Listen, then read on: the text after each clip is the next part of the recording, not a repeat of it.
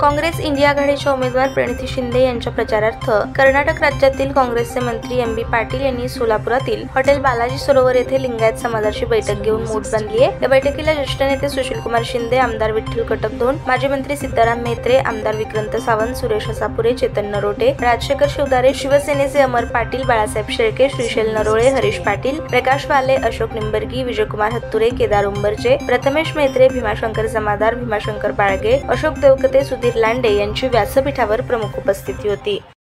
सरकारी मित्र गेली 4-5 निवडणुकांमध्ये एम बी पाटील सातत्याने इथे येतात। मी नसताना देखील माझ्या परवान्याने इथं प्रचार करून जातात, पण आज मी इथं मिळालो आणि ते इथं आले। मी एम बी साहेब तुमचं मी मनापासून स्वागत करतो आणि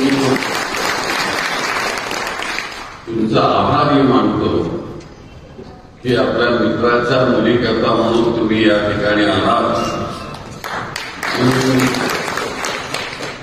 आणि प्रणितीला मतदान करावं त्याचं आव्हान तुम्ही या सगळ्यांना करणार। एम बी पाटील आणि मी गेली जवळजवळ 30-35 वर्षाचे मित्र आहोत, पण एमबीचं जे सगळं चित्र आहे ते फारसी थरारी अभ्यास करून अशा प्रकारचं एक चित्र आहे आणि कर्नाटकाच्या विशेषतः आमच्या विजयपूरच्या भरवारा डेमध्ये त्यांचा मोठा समाज वाटा। आम्हालाही आमच्या जवळचा जिल्हा म्हणून त्यांचा खूप अभिमान वाटतो आणि ते नेहमी आम्हाला मदत करत असतात। आज ही निवडणूक अतिशय महत्वाची आहे। त्यांनी सगळ्याच मित्रांनी सांगितलं की ही निवडणूक जर आम्ही हरलो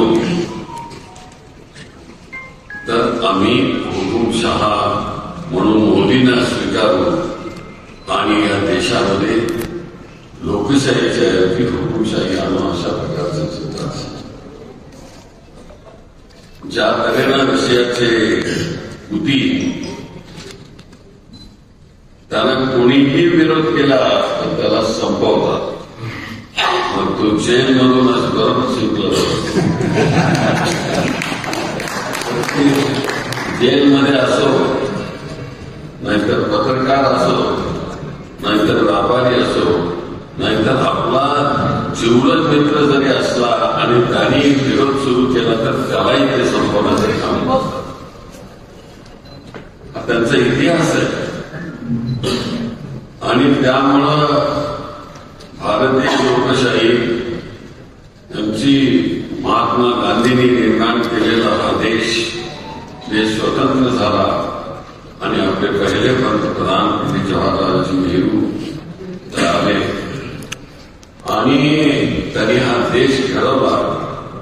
देश नुसताच घडवला नाही तर या देशामधील सांस्कृतिकता, या देशामधलं वैज्ञानिक जीवन, या देशामधलं तांत्रिक जीवन, या देशामधलं मेकॅनिकल जीवन हे सगळं आणि सामाजिक समतेचा विचार त्यांनी इथं मांडला। तो खोडून काढण्याचं काम बीजेपीचं सरकार करत आहे। म्हणून आपण हुशार झालं पाहिजे, आपण याला विरोध केला पाहिजे आणि इतर लोकशाही भक्कम करण्याकरता म्हणून प्रयत्न केला पाहिजे। मला खात्री आहे की जेव्हा जेव्हा आमचे एम बी पाटील साहेब इथे येतात तेव्हा तेव्हा एक नवा इतिहास आमच्या सोबत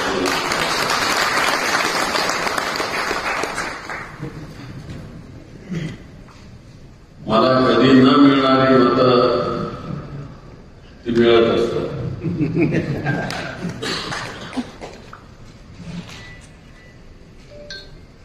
पण त्यांचा जो स्वभाव आहे तो कोणी काही विरोध करत असेल तर त्याला अंदाजून समजून सांगण्याचं काम करतात आणि त्यांच्या ह्या वृत्तीमुळं ते जीवनामध्ये यशस्वी झाले।